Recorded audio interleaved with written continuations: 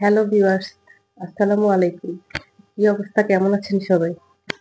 আশা করি সবাই ভালো আছেন। আমিও আলহামদুলিল্লাহ ভালো আছি। তো আজকে আপনাদের সাথে মানে আমার একটা কথা শেয়ার করব।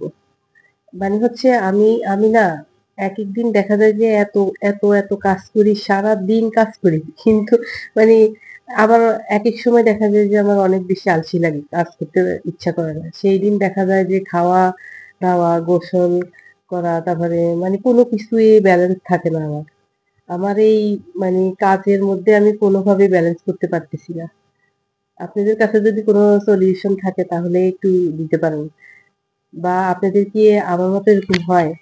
আমার কি হয় আমি একেক দিন যদি আমার ভালো লাগে তাহলে দেখা যায় যে আমি সারাক্ষণ কাজ করতেছি। আমার কোনো বিরাম নাই, কিছু নাই মানে খাওয়ার খবর থাকে না, কিছুর খবর থাকে না। সারাক্ষণ কাজ করতেছি।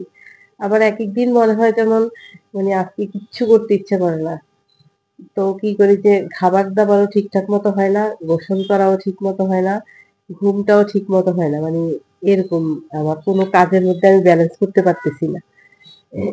কেন জানি ইদানিং আমার কাছে মনে হয় আমি মানে কাজকর্ম ঠিকমতো করতে পারি না।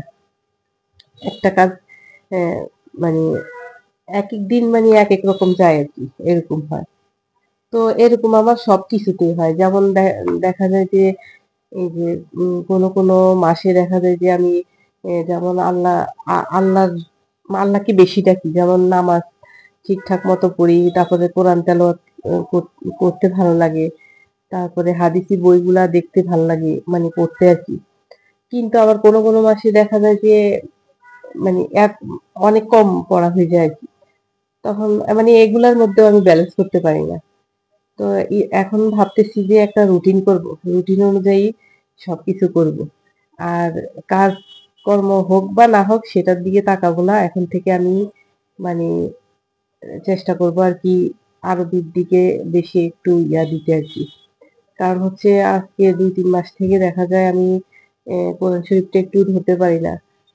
কাজেরও কোনো ব্যালেন্স নাই, তারপরে কোনো কিছুরই ব্যালেন্স নাই। সেজন্য আরকি নামাজটাও ফাঁকে আমার গ্যাপ যায় আরকি। তো এখন থেকে ভাবতেছি যে এ এদিকে আরকি একটু নজর দিব বেশি করে আরকি।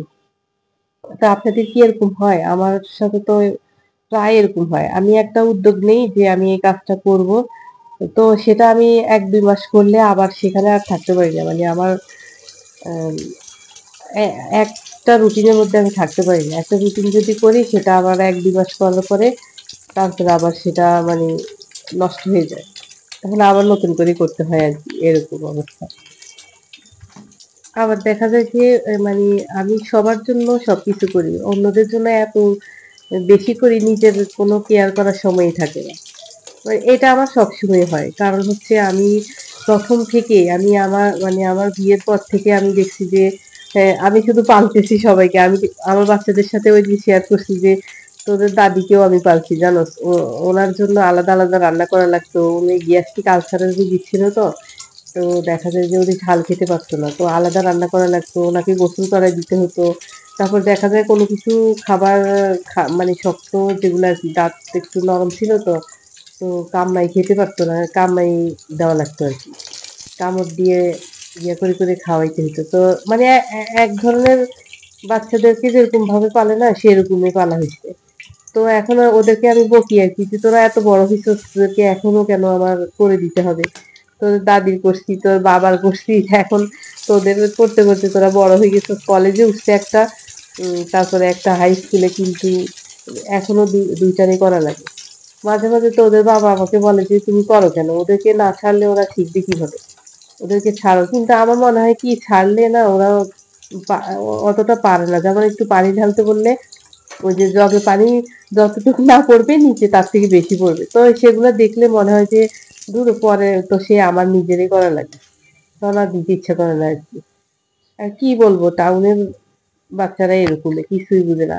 কিন্তু অথচ দেখা যায় যে ওদের বয়সে আমরা যখন গ্রামে ছিলাম আরকি, আমরা মায়ের সাথে সব কাজই করতাম এবং অ্যাম স্কুলে গেলেও এই কাজগুলা করা লাগতো। মানে গ্রামের মেয়েরা আসলে সবকিছু যেরকম জানে, শহরের বাচ্চারা আসলে ওরকম ভাবে কাজকর্ম পারে না আরকি।